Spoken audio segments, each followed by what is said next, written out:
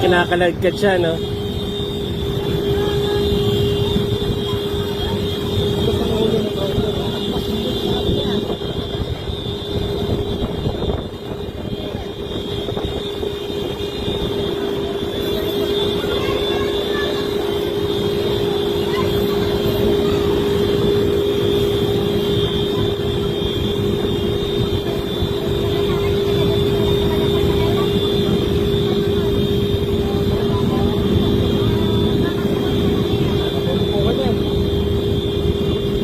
So, hindi natin na nakulong yung storya. Pero nakita ko doon sa harap ng bumper na sasakyan parang natanggal. Yan. Tapos si kuya naman nilang helmet. Hindi ko alam kung ano nangyayari sa kanya. Yan. So, yan. May mga officer na. Pero, dire-diretso pa rin. Dire-diretso pa rin siya sa pagdadrive. Parang hindi siya natatakot sa mga penalty na mangyayari sa kanya. Hopefully makakapag-explain yung driver pati yung nandun sa nasa harap. Hanggang ngayon umaandar pa rin siya eh. Pa rin na yun, pero hindi ito ulo.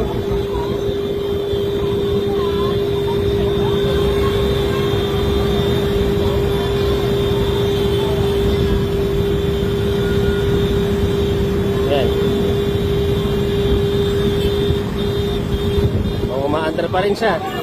Pinipilit niyang makumawala.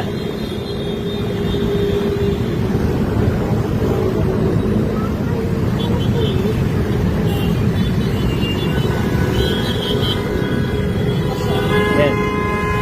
Ang tawag na siya ng mga backup. Hindi, dapat ginawa yung susi. Oo, dapat ginawa yung susi, no? Oo.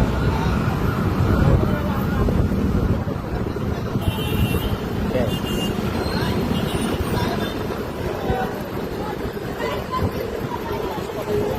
Yan. So ayun, nasa loob, kumuha pa ng video.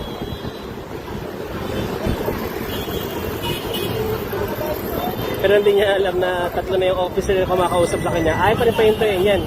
Sinarado pa rin niya. At ayan, mag-aano pa rin.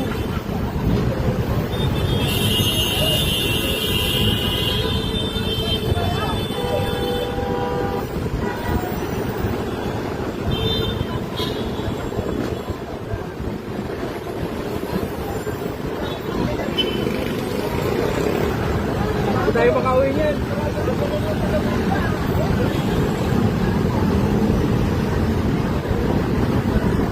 Ay, tumawag na ng ibang mga officer. Ayan. At sige pa rin yung antar ng sasakyan na to.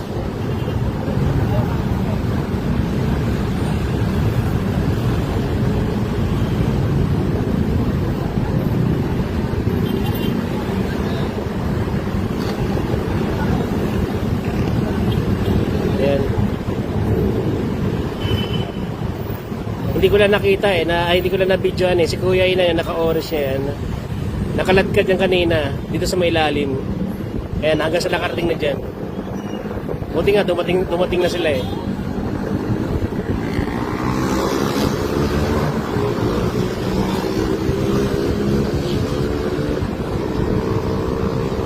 Ayan.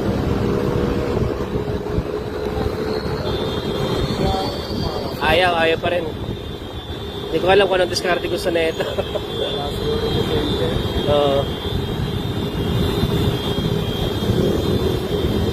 Hindi ko alam kung nene-nervous pa o walang lisensya o ano eh. Gusto lang kumawala.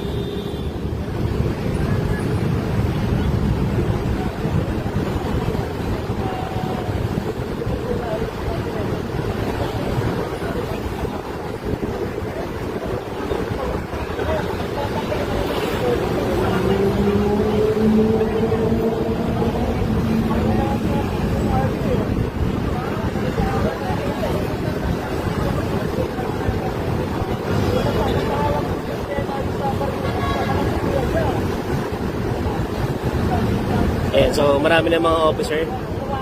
Ayan, na dumarating.